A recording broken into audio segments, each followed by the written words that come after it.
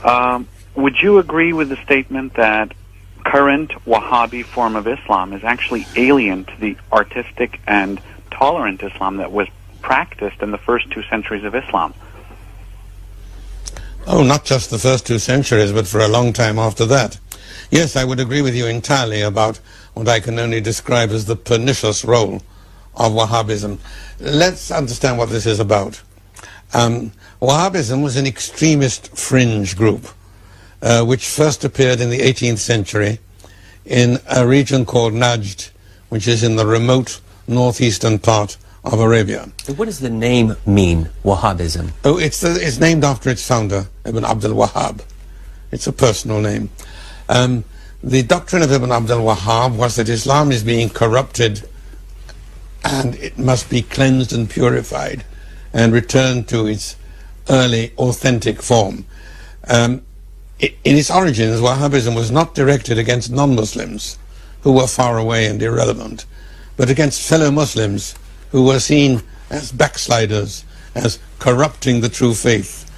That's to say, against most of the rulers of the Islamic world at that time.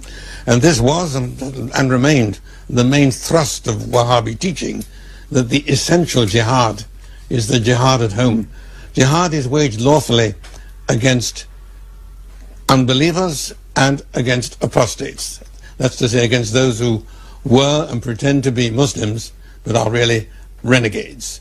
And for the Wahhabis, it is the second form of jihad that was the most important. Now, the ruling family of the Arab tribes of that area, the House of Saud, were converted to Wahhabism. They adopted it, they tried to extend it by force of arms entirely against fellow Muslims. They were suppressed. At that time, the Ottoman Empire, even in its decrepitude, was strong enough to deal with that sort of thing.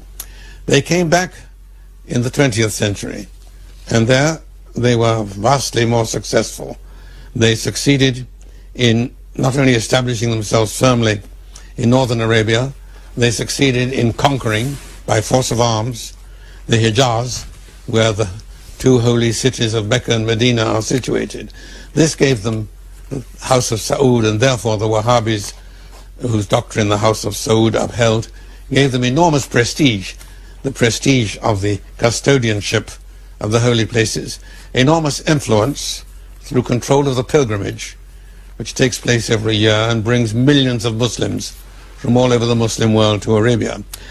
Now, add to that the discovery of oil in Saudi Arabia, which suddenly gave them enormous wealth, enabled them to promote their doctrines in a way which would otherwise have been inconceivable. And when did that happen? When did they discover the oil? Well, that came in stages, but principally from the 30s onwards, and much more in the immediate post-war period. The result has been that what would otherwise have been, let me put it the other way around, the result has been to make Wahhabism a world force in Islam, in all Islamic countries, and even more among Muslim communities in the non-Muslim world, in Europe and North America. It has been to make a world force of what otherwise would have been a lunatic fringe in a marginal country.